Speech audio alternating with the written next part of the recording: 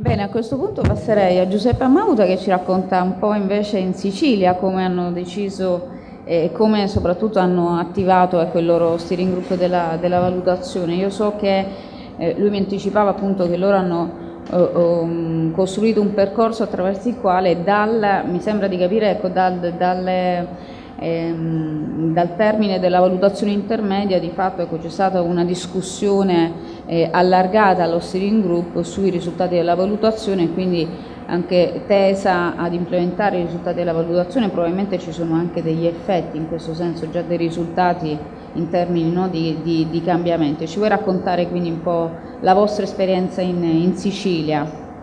Grazie.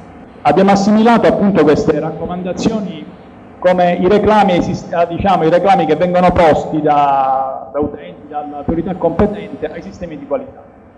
Quindi fatto questo, chiaramente abbiamo agito proprio come si fa nei sistemi di qualità, quindi abbiamo preso in carico queste raccomandazioni come unità operativa che si occupa appunto di valutazione e ne abbiamo in qualche modo studiato la pertinenza e abbiamo individuato le responsabilità, quindi quali funzioni coinvolgere nell'ambito degli uffici dell'amministrazione, quali funzioni coinvolgere per arrivare a delle risposte a queste raccomandazioni. Quindi una trattazione molto rapida e che rendeva, quindi che non si chiudeva solamente tra uffici che si occupano della valutazione a DG e valutatore, ma allargava in prima istanza a tutta la struttura dell'amministrazione coinvolta nel TSE. Questa valutazione di pertinenza ha permesso appunto di individuare queste funzioni organizzative responsabili, sono state convocate in un'apposita riunione. Questa riunione appunto abbiamo discusso delle raccomandazioni chiedendo ad ognuno di loro di perfezionare questa analisi, a ognuno degli uffici intervenuti, e di comunicare all'unità operativa 9, quindi all'autorità di gestione, delle soluzioni operative. Quindi delle modalità di superamento di quanto ci veniva presentato dal valutatore. Queste soluzioni operative poi sono state raccolte e unificate in un unico documento e l'autorità di gestione le ha inviate al valutatore chiedendo al medesimo di verificarne l'applicazione e di restituire i risultati abbiamo così convenuto con il valutatore, presentare i risultati nell'aggiornamento della relazione di valutazione intermedia, che è un documento abbastanza importante, che appunto verrà editato dal valutatore nel marzo del 2013. E quindi questa è stata, noi siamo in attesa in questo momento del feedback da parte del valutatore, che verrà qui e discuterà con le strutture sulle soluzioni operative proposte. Lo stesso metodo lo abbiamo utilizzato per le raccomandazioni che la Commissione europea ha fatto alle relazioni di valutazione intermedia. Abbiamo prima fatto un'analisi di queste raccomandazioni, abbiamo diviso, alcune erano di pertinenza del valutatore perché proprio riguardavano l'elaborato, altre erano raccomandazioni a carico della DG. E abbiamo verificato che in qualche modo coincidevano con quelle già mosse dal valutatore. Quindi abbiamo applicato uno schema di convergenza e le abbiamo trattate nella stessa maniera. Anche in questo caso l'autorità di gestione ha chiesto al valutatore di verificare l'applicazione di queste raccomandazioni e anche lì i risultati saranno restituiti nell'aggiornamento della valutazione intermedia. Questa è brevemente la cosa che abbiamo fatto. Il coinvolgimento dello steering group è stato fatto in quanto abbiamo presentato tutto il processo e il tipo le modalità di trattazione.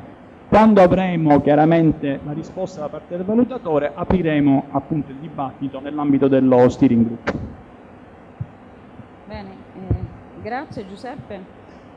Grazie a voi. No, mi ha colpito questo fatto di aver concepito veramente una procedura, un sistema di qualità, il TSR come un sistema di qualità e quindi che è stato poi forse un metodo anche per responsabilizzare un po' tutti i responsabili di misura e gli attori coinvolti in questo processo, perché probabilmente se lo si chiamava valutazione allora si sentivano meno coinvolti, insomma. Però avete fissato evidentemente degli step precisi e questo mi sembra abbastanza importante. Una cosa poi che mi ha colpito, poi ovviamente gli altri relatori e chiedo anche il pubblico tra l'altro di intervenire, una cosa che mi ha colpito poi il fatto che non abbiate inteso coinvolgere soltanto i responsabili di misura, perché poi questa è una cosa sulla quale volevo che ci fosse una riflessione dopo magari, però tra questi stakeholders e tra le raccomandazioni, i risultati in effetti comportano poi un dover essere implementati e così via, però ci sono evidentemente dei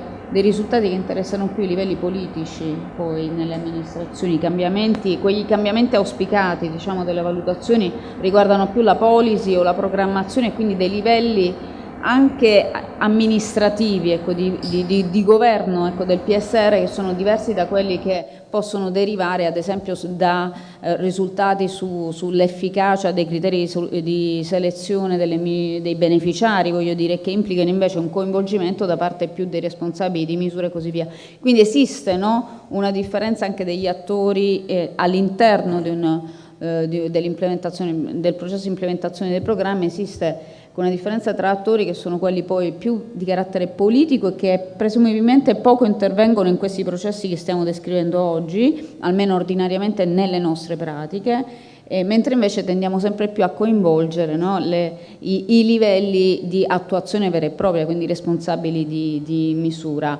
E di questo probabilmente va tenuto a mente. Mi sembra di capire invece dalla descrizione di Giuseppe, ma chiedo a lui di confermarmelo, che nel momento in cui, ecco, pensa a un sistema di qualità, ma soprattutto si è pensato, qui avete detto, ecco, le varie funzioni da coinvolgere di tutto il processo implementativo, ecco, del PSR, probabilmente avete anche coinvolto dei funzionari, di direttori amministrativi che svolgevano funzioni diverse da quelle prettamente implementative del PSR. Giuseppe. Sì, ti confermo. Tra l'altro sicuramente penso che, appunto, attendiamo il feedback del valutatore. Il metodo è stato anche, diciamo, funziona abbastanza bene perché ti permette di fare dei ragionamenti che danno molta più consapevolezza sia del ruolo di ognuno di questi attori nella implementazione del programma, sia appunto infatti rende proprio pratica la funzione di apprendimento, la funzione learning, che molto spesso ancora non è associata alle attività di valutazione. Sicuramente questo modo di focalizzare i problemi permetterà poi di sviluppare anche dei ragionamenti a livello più alto, e quindi coinvolgendo un po' tutto quello che ruota attorno al PSR. Non posso essere più preciso perché la maggior parte di queste raccomandazioni erano in questo momento di natura procedurale ed organizzativa, più che altro. Quindi effettivamente il target più adatto ci è sembrato questo, ma chiaramente l'individuazione di responsabilità ha anche coinvolto l'ufficio di staff e il dirigente generale, che si occupava un po' a 360 gradi, quindi anche l'interazione con altri enti, penso all'autorità ambientale, al Dipartimento Foreste, quindi diciamo è stato fatto appunto un lavoro di allargamento, di grande condivisione di queste raccomandazioni. Chiaramente non escludo che se questo sistema, se avremo dei feedback positivi appunto da parte del valutatore, anche su questo sistema, sicuramente quando avremo dei giudizi valutativi più pregnanti, chiaramente ne estenderemo queste raccomandazioni anche a tutti i livelli possibili.